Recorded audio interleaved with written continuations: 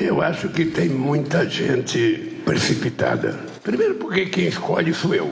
Eu não estou preocupado com a escolha. No momento que eu achar que deva fazer. Não adianta as pessoas ficarem plantando o nome, tentando vender candidato pela imprensa, que não é assim que se escolhe o ministro da Suprema Corte. Eu, com muita tranquilidade, não tem data, não tem mês e não tenho pressa de escolher. Depois de muita especulação, o presidente Lula finalmente bateu o martelo para 2 vagas importantes no governo. As cadeiras de Rosa Weber, que se aposentou do cargo de ministra do Supremo Tribunal Federal em setembro, e a de Augusto Aras, que encerrou o mandato na Procuradoria-Geral da República também em setembro. O presidente da República, Luiz Inácio Lula da Silva, encaminhou nesta segunda-feira, 27 de novembro, ao presidente do Senado Federal, Rodrigo Pacheco, as indicações de Flávio Dino ao cargo de ministro do Supremo Tribunal Federal e de Paulo Gonet ao cargo de Procurador-Geral da República. Depois da indicação de Cristiano Zanin ao Supremo, a pressão dos movimentos sociais sob Lula era muito forte para que ele indicasse uma mulher negra. A escolha de Flávio Dino, ainda que bem vista pelos apoiadores do presidente, não preenche essas lacunas. Porque se é para subir a rampa, cachorro, papagaio, aí dá a mão pro indígena, pro um homem negro, pra uma pessoa com deficiência, aí sobe todo mundo. Pô, temos aqui todo mundo representado. Essa galera tá mandando no quê? Essa galera tá com orçamento? Essa galera tá com caneta na mão? Tá todo mundo feliz ali porque acreditou nisso. Então a nossa cobrança tem que ser nesse sentido. Paulo Gonet foi indicado depois de 62 dias. Foi o período mais longo para um presidente apontar um procurador-geral da República desde a redemocratização do Brasil. O que está por trás das escolhas de Lula? Porque eu me lembrei daquele voto do Jacques Wagner, o senador que é líder do governo no Senado, que foi a favor daquela PEC que limita alguns poderes do STF. Se esse voto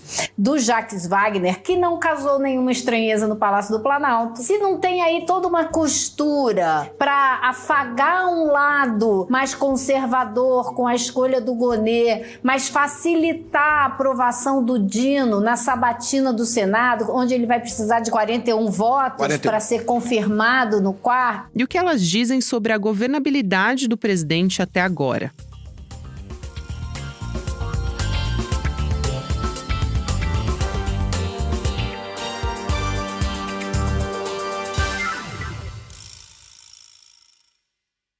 Quarta-feira, 29 de novembro de 2023.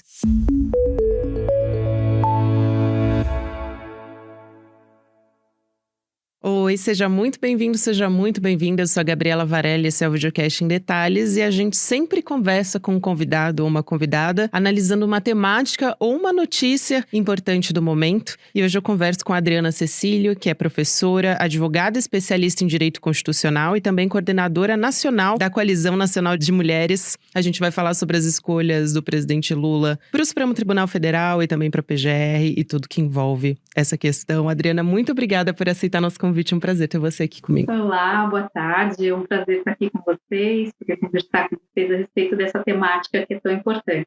Muito importante, Adriana. Bom, a gente acompanhou essa costura, né, do ministro Flávio Dino, que agora deve se tornar, e a gente está esperando ser sacramentado pelo Congresso, né, essas decisões a respeito do Paulo Gonet e do ministro Flávio Dino, e também o que vem por aí no Ministério da Justiça e Segurança Pública também, alguns nomes cotados. Mas eu queria começar traçando um perfil desses dois personagens, né? O ministro Flávio Dino, que foi um arranjo do presidente Lula para conseguir colocar e deixou a base, né, do presidente Lula, principalmente, por exemplo, ONGs e coletivos, entidades como Mulheres Negras Decidem, insatisfeitos porque esperavam que o presidente Lula indicasse uma mulher para essa posição, né? Agora a gente só tem uma mulher no meio de tantos ministros, inclusive a foto que eles tiraram, eu acho que é muito emblemática, né, para sacramentar esse gesto do presidente Lula. Então, eu queria te ouvir falar primeiro a respeito de Flávio Dino, né, e também sobre essa questão da diversidade, que é tão importante e que não foi contemplada, né, Adriana? Bom,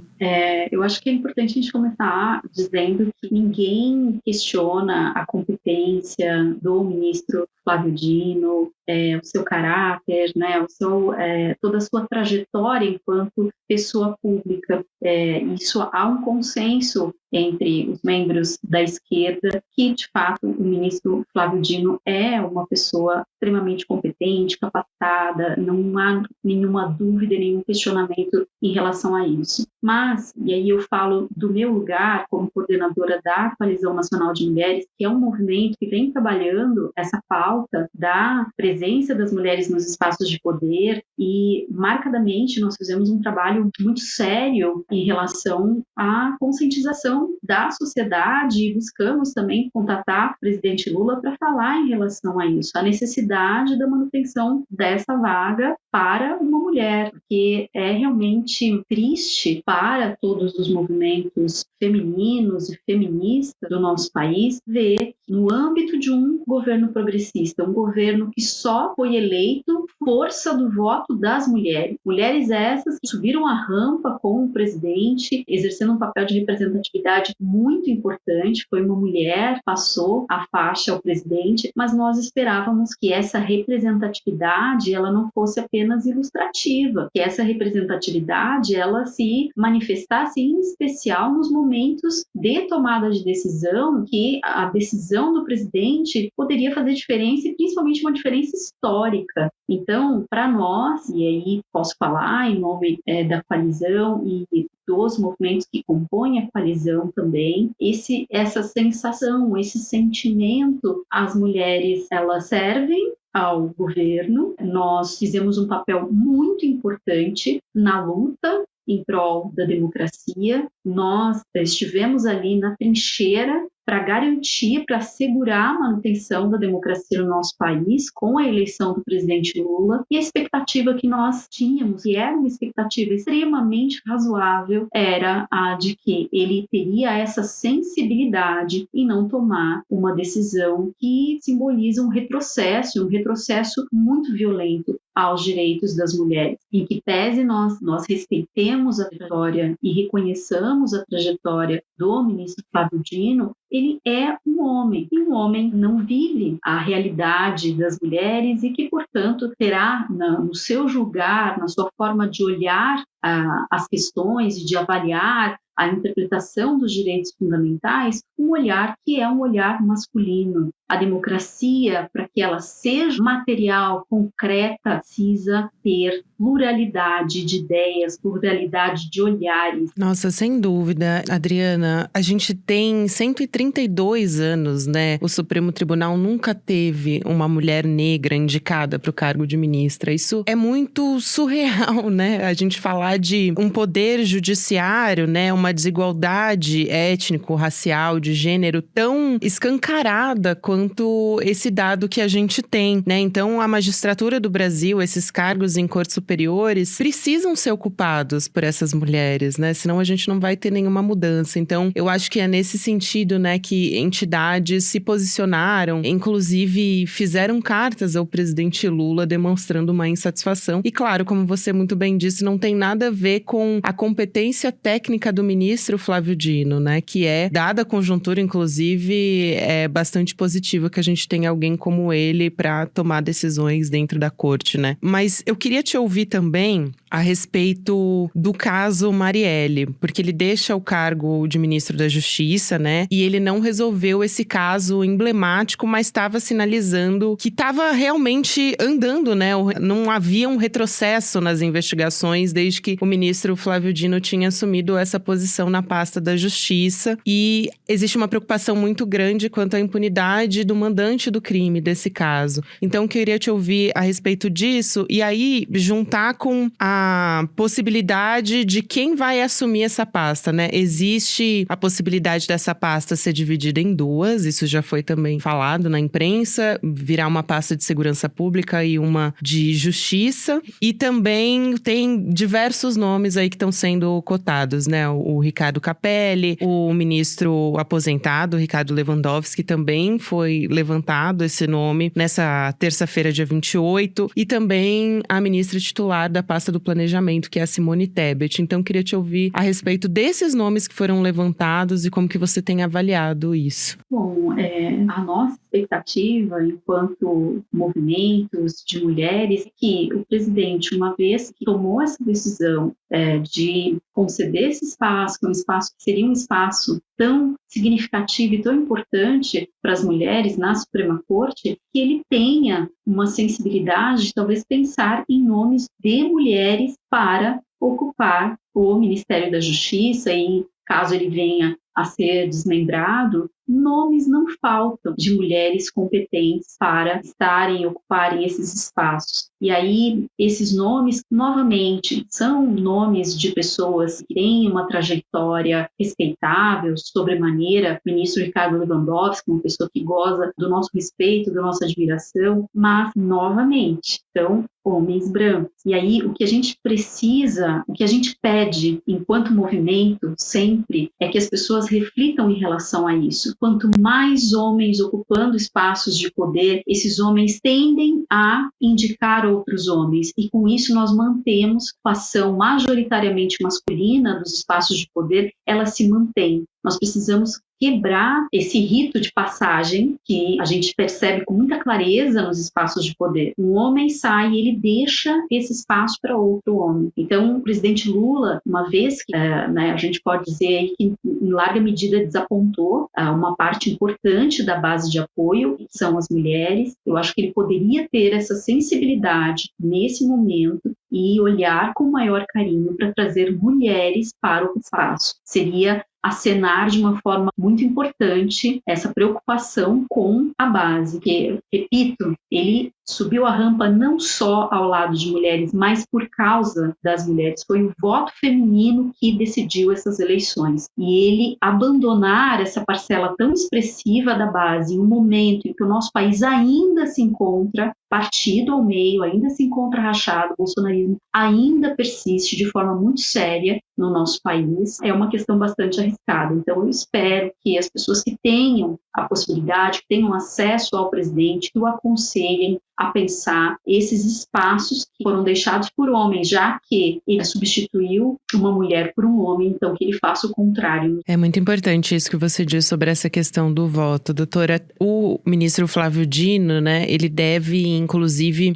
enfrentar ações aí futuramente contra o ex-presidente Jair Bolsonaro. E aí eu queria trazer um pouco do perfil do Paulo Gonet, que foi indicado à Procuradoria-Geral da República, né, que deve também pegar decisões pela frente, como a CPI dos atos golpistas do 8 de janeiro, como a CPI da Covid e também o sistema de espionagem da ABIN, que é uma notícia recente de 2023. Mas vamos lá, né? Interessante que o Gonet, apesar de ele ter assinado embaixo ali para tornar o ex-presidente Bolsonaro inelegível 2 vezes, ele era um perfil, à época que Bolsonaro indicou o seu PGR, né? Ele era bastante aprovado pela base bolsonarista dele. Então, por exemplo, tinham parlamentares, a Bia Kicis disse que ele era um conservador raiz. Foi esse o termo que ela usou para descrever o Paulo Gonet. Então, me parece que ele tem um perfil punitivista, né? Porque ao mesmo tempo que ele é o conservador raiz, cristão, que é aprovado pelos bolsonaristas, ele tomou essas decisões a respeito do ex-presidente Bolsonaro. Qual que é o risco, a senhora acha, doutora, do presidente Lula escolher alguém com o perfil de Paulo Gonet para estar nessa posição? Porque, inclusive, ele como presidente, né, no entorno dele, a gente tem, por exemplo, Gilmar Mendes. Ele é ex-sócio do ministro Gilmar Mendes, né? Ele vendeu a parte dele ao filho do ministro por 12 milhões de reais. Então, eu acho que isso é bastante importante da gente trazer aqui.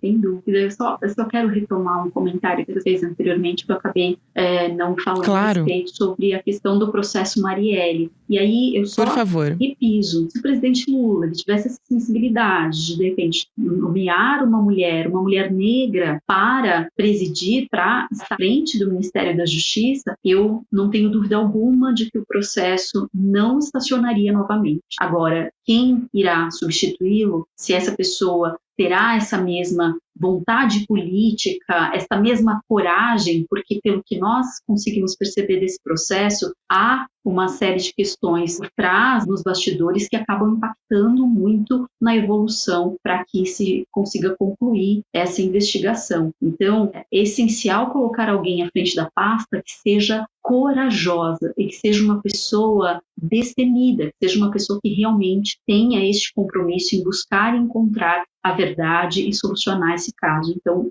eu repito, uma mulher em especial, pensar talvez em uma mulher negra, isso seria extremamente simbólico.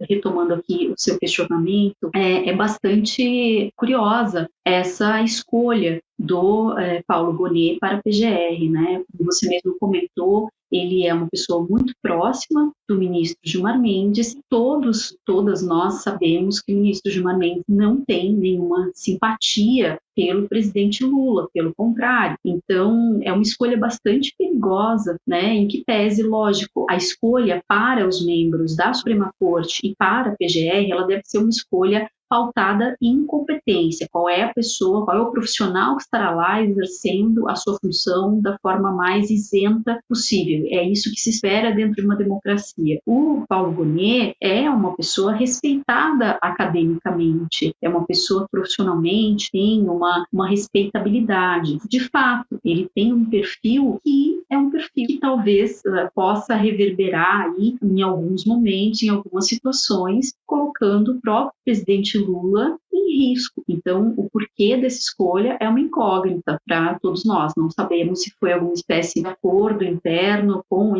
ministros que têm uma certa animosidade, né, entre eles e o presidente. Não se sabe muito bem como foram costurados esses acordos. Nós sabíamos que o Dr. Antônio Bigonha era o segundo nome, era um nome mais progressista, mais próximo ao campo da esquerda, e aí não sabemos muito bem por que a escolha se deu em relação ao Paulo Gonet. Sabemos que existe essa respeitabilidade em relação à trajetória profissional dele, mas, né, ele tem essa imagem, como você mesmo falou, de uma pessoa mais conservadora. E aí fica, né, esse questionamento, em que momento isso não pode ser um fator que acabe colocando o próprio presidente Lula em risco. Fica aí, né, esse questionamento. Qual foi a base para a tomada dessa decisão? O que levou o presidente a tomar uma decisão como essa é difícil saber. Jorge Messias também era um nome bastante cotado, né, pelo presidente Lula, apontado como um nome progressista também. No fim das contas, o que a gente sabe pela apuração da imprensa é que o Gonet, ele teve duas influências bastante importantes, que foram o ministro Gilmar Mendes, para quem está nos acompanhando entender, né, e também o ministro Alexandre de Moraes, né? E como compensação, ele pôde, então, indicar Flávio Dino para a vaga do Supremo Tribunal Federal. E aí, só para trazer mais detalhes, né, porque eu disse que o Gonet foi sócio, né, de Gilmar Mendes, foi no Instituto Brasileiro de Ensino, Desenvolvimento e Pesquisa, né, o IDP, que é uma faculdade que oferece cursos de graduação, pós-graduação nessas áreas relacionadas ao direito. Eles fundaram o IDP em 98, foram sócios até 2017, depois o Gonet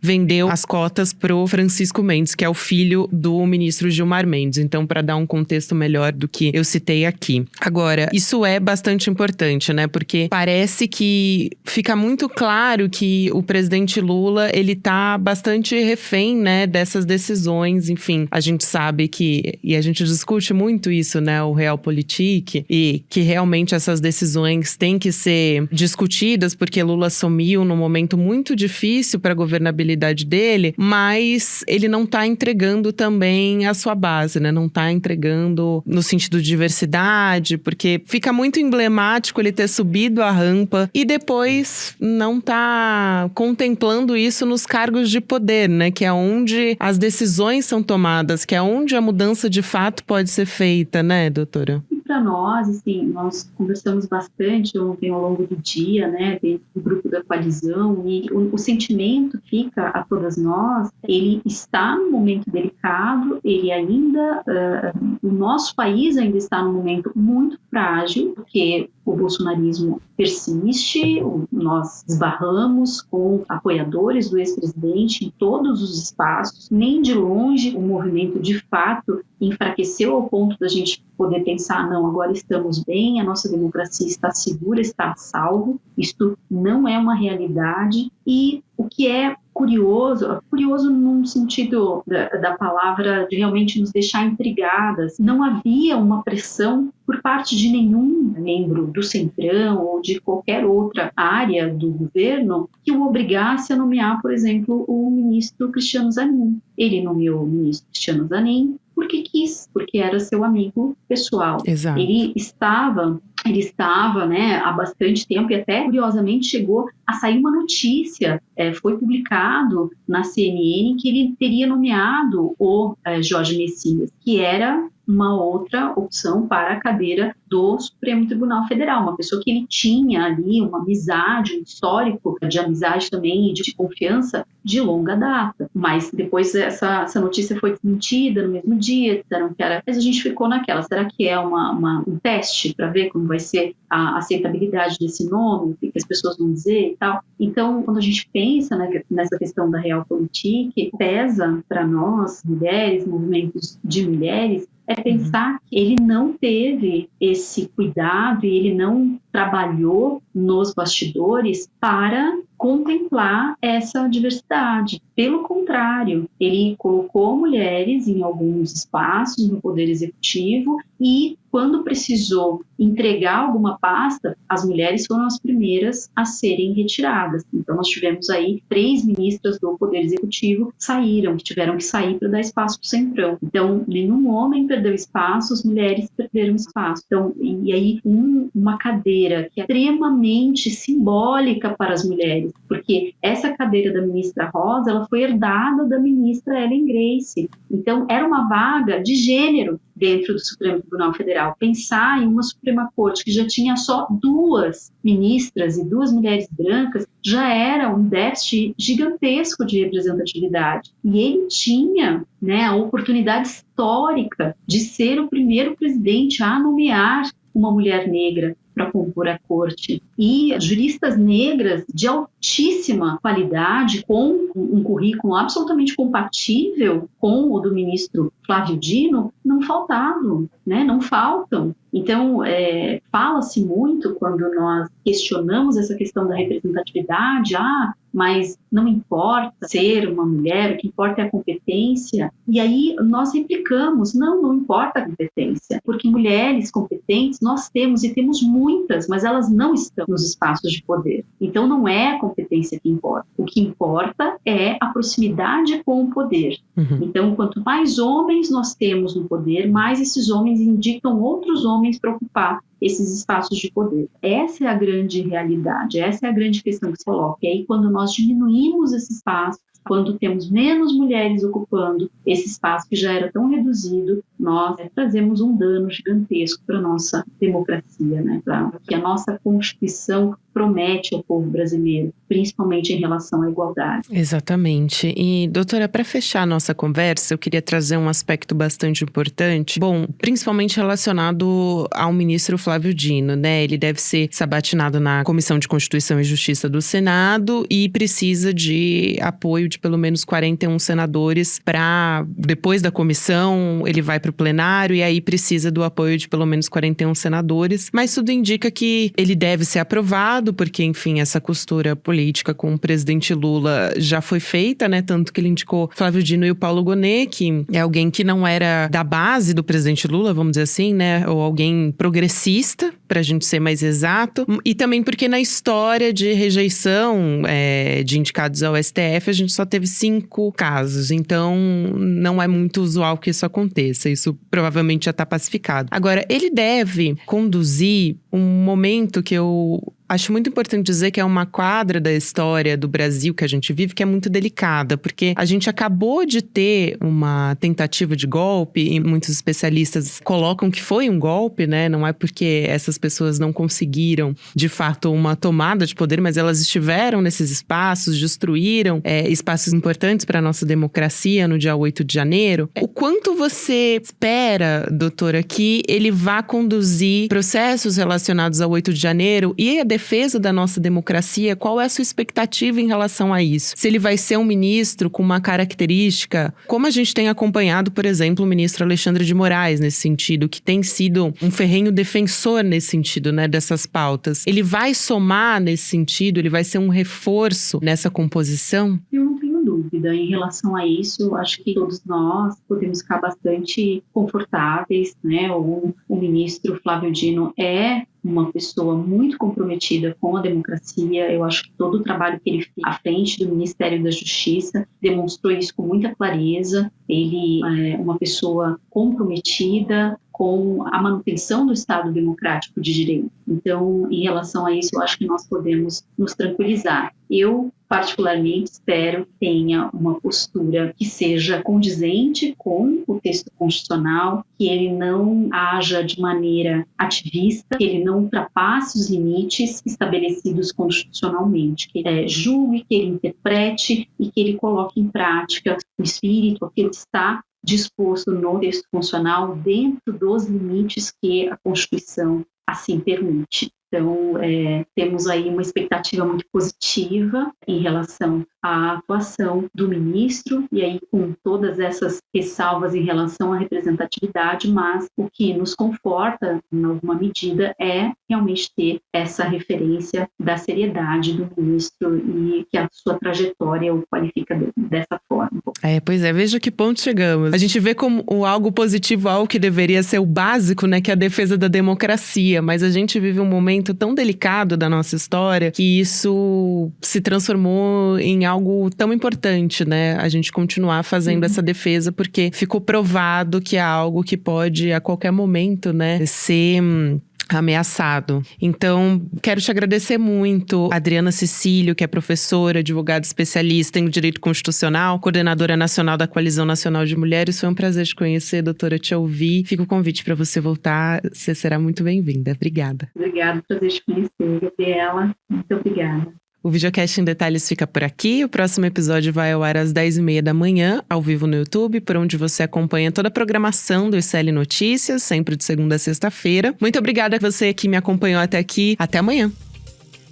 Eu, Gabriela Varela, faço a apresentação e a coordenação do Videocast em Detalhes. O roteiro é feito por mim e pela Ana Carolina Navarro. A direção técnica de gravação é de Guilherme Bessa, Bianca Pasquim e Caio Marinato. A coordenação de transmissão é de Malu Pessoa, Leonardo Salles e Giovanni Nino. A operação de áudio é de Igor Santana e Denis Williams. A direção de imagem do Gabriel Vento.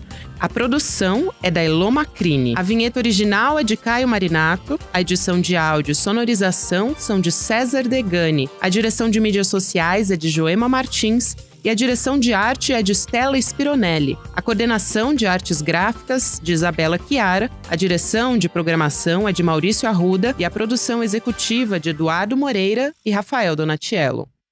Este episódio usou áudios da CNN Brasil, ICL Notícias e Rádio e TV Justiça.